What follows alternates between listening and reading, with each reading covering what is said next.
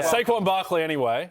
Sure. Panic levels sky high. He doesn't. One, they haven't been able to block for him all year. Two, he doesn't look like the same guy. He gets into space and it's like, last year you would take that 60 yards to the house. Now you just get tackled or you fumble and cost the team the game. So very strange year for Saquon, and I'm not sure it's going to get materially better.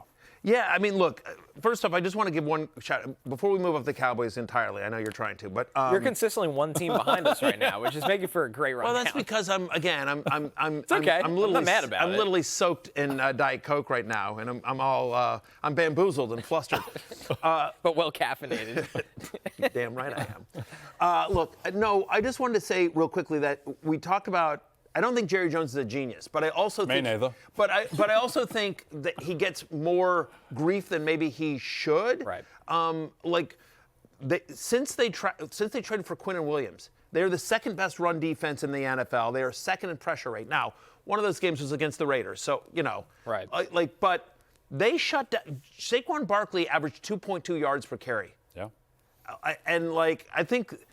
It was a weird game because both the Cowboys and Eagles were like, no, you win it. No, you win it. Yeah. And they both tried to sort of lose it here. But Saquon Barkley specifically, Jay, just to get back to what you were bringing up, since week 6, he's running back 16 on a points per game basis. He's been under 14 fantasy points in 5 of the past 6 games. He's averaging 3.3 yards per carry in 4 of the past 5. For the entire season, you think about last year, when you think about Saquon Barkley last year, breaking those huge runs, this kind of stuff we're seeing Jahmyr Gibbs do this year. Well, he's done that twice this year. He's got 2 runs of 20 yards or more this entire season, Jay. It's just, I don't know what it is, but it's so frustrating. But I feel like they're the worst 8-3 team in football. It does feel. I mean, you know what I mean? They're great, but it just. Well, the problem is the Broncos are 9-2. I think they're better than the Broncos. 8-3. Yeah, it's true. Yeah, that's true. Yeah. But no, I think it's just a combination of things. Here's the main thing, though. Saquon Barkley had almost 500 touches last year. Running backs he took a lot of punishment last year. Right. He's inching towards 30. Played extra games. Yeah, extra game. Lane Johnson's missing. It's just a combination of factors. And I think also teams have decided, and it's really started with Spags in the Super Bowl, being like, we're not going to let Saquon Barkley beat us. Jalen Hurts, you're going to have to beat us through the air. This pass game's going to have to beat us, and it hasn't been able to. But I agree with you, Jay, that he doesn't have the same unique explosiveness that we're used to right now. Yeah, I mean, if there's a positive here, it's that the rushing that Saquon isn't getting, Jalen Hurts is getting. Yeah. 54% of his points in the last 2 games are from rushing. He 7 for 33 in this one. Obviously, he gets the tush-push touchdown as well. Ultimately, 2 rushing touchdowns. And A.J. Brown, another nice game here. It was good to at least see the wide receivers start getting going. I don't understand how Devontae Smith couldn't catch one pass. Jameis and Wan'Dale Robinson line up the Lions, but Devontae Smith last week couldn't get anything. I'm still bitter about that. Weird, though, by the way, A.J. Brown had all this production in the first quarter, doesn't catch another pass until the fourth quarter. Yep. They just went away from the offense feels a little bit like a mess, but for our purposes, you're starting all the usual guys here.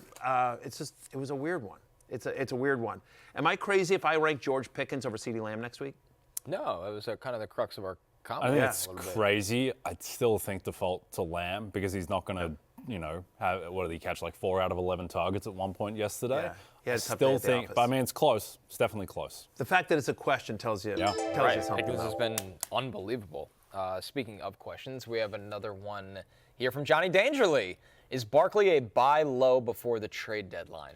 The only reason why is that the schedule doesn't line up. They get the Bears on Friday.